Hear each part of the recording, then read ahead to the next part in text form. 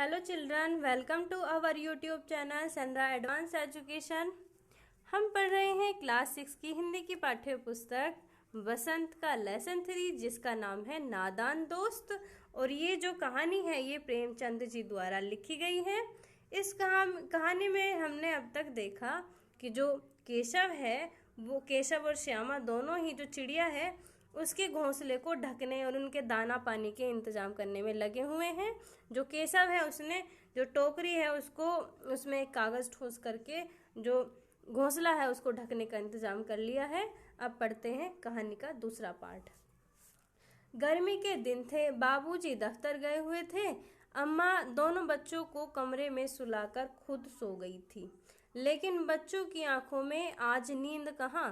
अम्मा जी को बहलाने के लिए दोनों दम रोके आंखें बंद किए मौके का इंतजार कर रहे थे। जो ही मालूम हुआ कि अम्मा जी अच्छी तरह सो गई हैं, दोनों चुपके से उठे और बहुत धीरे से दरवाजा की सिटकनी खोलकर बाहर निकल आए। अंडों की हिफाजत की तैयारी होने लगी। केशव कमरे से एक स्टूल उठा लाया, लेकिन जब उससे काम न चला तो नहाने की चौकी लाकर स्टूल के नीचे रखी और डरते डरते स्टूल पर चढ़ा।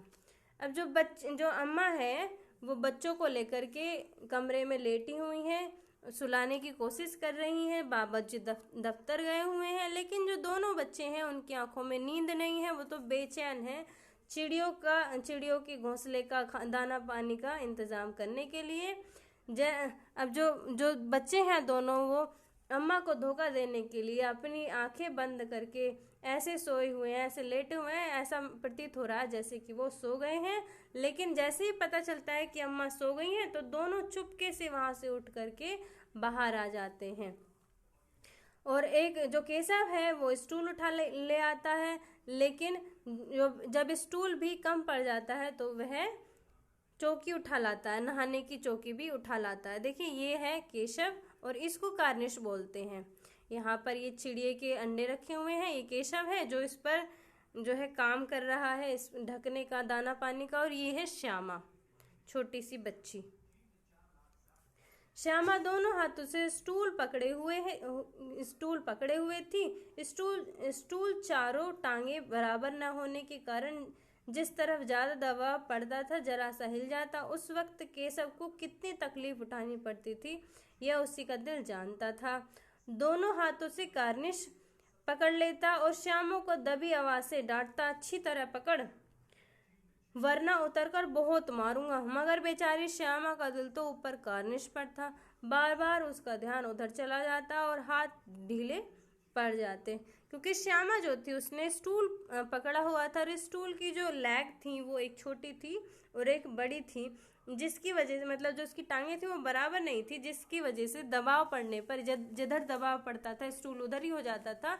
जो केशव था वो बहुत ज्यादा डर जाता था और फिर वो श्यामा को डांटता था कि ठीक से पकड़ नहीं तो मैं तुझे बहुत मारूंगा। इस तरीके से वो उसको डराता था, लेकिन श्यामा जो थी उसका दिल तो पूरी तरह से कार्निश पर ही था, अंडे को देखने में था। इस वजह से जो उसका हाथ था वो ढीला पड़ ही जाता था। केशव ने जो ही कार्निश पर हाथ रखा दोनों चिड़ियां उड़ गईं। केशव ने देखा कार्निश पर थोड़े तिनके बिछे हुए हैं और उन पर 3 अंडे पड़े हैं। जैसे घोंसला उसने पेड़ों पर देखे थे वैसा कोई घोंसला नहीं है। श्यामा ने नीचे से पूछा, क्या बच्चे हैं भैया? केशव, 3 अंडे हैं, अभी बच्चे नहीं निकले हैं। श्यामा, जरा हमें भी दिखा दो भैया कितने बड़े हैं। केशव, दिखा दूंगा, पहले जरा चीथड़े ले आ, नीचे बिछा दूं, बेचारे अंडे तिनकों पर पड़े हैं।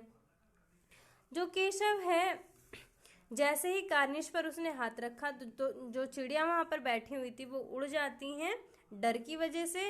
अब जो केशव है वह देखता है कि जैसे पेड़ों पर आम घोंसले हम देखते हैं उस तरीके के घोंसले वहां पर नहीं है, केवल कुछ तिनके पड़े हुए हैं और उन पर अंडे रखे हुए हैं। जो केशव है, जो श्यामा है, वह बहुत ही ज्यादा आकुल है देखने के लिए कि घोंसले किस तरीके से हैं, कैसा है, अंडे कैसे हैं। तो जो श्याम है वो पूछ ही लेती है कि कितने बच्चे हैं भैया। जो केशव है बताता है कि 3 बच्चे हैं, 3 अंडे हैं, अभी बच्चे नहीं निकले हुए हैं। कितने बड़े हैं? ये सभी क्वेश्चन वो पूछती है, लेकिन जो केशव है उसको कहता है कि जा करके कपड़े लेके आ, पहले नीचे में कपड़े बिछा दूं, उसके जो अंडे हैं वो तिनके पर रखे हुए हैं। श्यामा दौड़कर अपनी पुरानी धोती फाड़कर एक टुकड़ा लाई। केशव ने झुककर कपड़ा ले लिया। उसकी कई तह करके उसने एक गद्दी बनाई और उसे तिनकों पर बिछाकर तीनों अंडे उससे धीरे से उस पर रख दिए। श्यामा ने फिर कहा, हमको भी दिखा दो भैया। केशव, दिखा दूंगा, पहले जरा टोकरी तो दे दो, ऊपर छाया कर दूं। श्यामा ने टोकरी नीचे से थमा दी और बोली, अब तुम उतर आओ, मैं भी देखूं। केशव ने टोकरी को एक टहनी से टिकाकर कहा, जा दाना और पानी की प्याली ले आ, मैं उतर जाऊं तो तुझे दिखा दूंगा। श्यामा प्याली और चावल भी लाई। केशव ने टोकरी के नीचे दोनों चीजें रख दी और आहिस्ता से उतर आया। श्यामा ने गिड़गिड़ाकर कहा, हमको भी चढ़ा दो भैया। अब जो केशव था वह दाना पानी रख करके जो अंडे थे उनको कपड़े पर रख करके नीचे उतर आया था। अब जो श्यामा थी वह परेशान हो गई, गिड़गिड़ाने लगी कि हमको भी दिखा दो भैया। केशव ने कहा कि तू गिर पड़ेगी। श्यामा, ना गिरूंगी भैया, तुम नीचे से पकड़े रहना। केशव, नहीं भैया, कहीं तू गिरा पड़ी तो अम्मा जी मेरी चटनी ही कर डालेंगी, कहेंगी कि तूने ही चढ़ाया था। क्या करेगी देखकर। अब अंडे बड़े आराम से हैं, जब बच्चे निकलेंगे तो उनको पालेंगे। जो केशव था उसने श्यामा को ऊपर नहीं चढ़ाया। वह उसको मना कर देता है कि अगर आप गिर गई ऊपर चढ़ने से तो फिर अम्मा मुझको डांटेंगी और फिर मुझे ही वो बहुत सुनाएंगी। उसने कहा कि जो अभी अंडे जो है ठीक रखे हुए हैं, जब अंडे से बच्चे निकल जाएंगे तो फिर उन बच्चों को हम पालेंगे। दोनों चिड़िया बार बार कार्निश पर आती और बगैर बैठे ही उड़ जाती। केशव ने सोचा, हम लोगों के डर से नहीं बैठती। स्टूल उठाकर कमरे में रख आया। चौकी जहाँ की थी वहाँ रख दी। अब जो चिड़िया थी, क्योंकि वो दोनों बच्चे वहां पर थे, तो जो चिड़िया थी वो आ रही थी और जा रही थी, वो कार्निश पर बैठ नहीं रही थी। जो केशव था उसको लगा कि वो हमारी वजह से नहीं बैठ पा रही हैं, तो वह स्टूल और चौकी जहां से लेकर आया था वहीं पर उसने रख दी। श्यामा ने आंखों में आंसू भरकर कहा, तुमने मुझे नहीं दिखाया, मैं अम्मा जी से कह दूंगी। जो श्यामा है वो अपने भैया से कहती, केशव से कहती कि तूने मुझे अंडे नहीं दिखाया, मैं अम्मा जी से बता दूंगी। केशव, अम्मा जी से कहेगी तो बहुत मारूंगा, कह देता हूँ। अब केशव उसको डांट देता है कि अगर तूने मम्मी से कहा ना तो मैं तुझे बहुत मारूंगा। श्यामा, तो तुमने मुझे दिखाया क्यों नहीं। केशव, और गिर पड़ती तो 4 सर ना हो जाते। श्यामा, हो जाते तो हो जाते, देख लेना, मैं कह दूंगी। इतने में कोठरी का दरवाजा खुला और माँ ने धूप से आंखों को बचाते हुए कहा, तुम दोनों बाहर कब निकल आए। मैंने कहा ना था कि दोपहर को न निकलना। किसने किवाड़ खोला। किवाड़ केशव ने खोला था, लेकिन श्यामा ने माँ से यह बात नहीं कही। उसे डर लगा कि भैया पिट जाएंगे। केशव दिल में कांप रहा था कि कहीं श्यामा कह न दे अंडे न दिखाए थे। इससे अब उसको श्यामा पर विश्वास न था। श्यामा सिर्फ मोहब्बत के मारे चुप थी, या इस कसूर में हिस्सेदार होने की वजह से इसका फैसला नहीं किया जा सकता था। शायद दोनों ही बातें थी।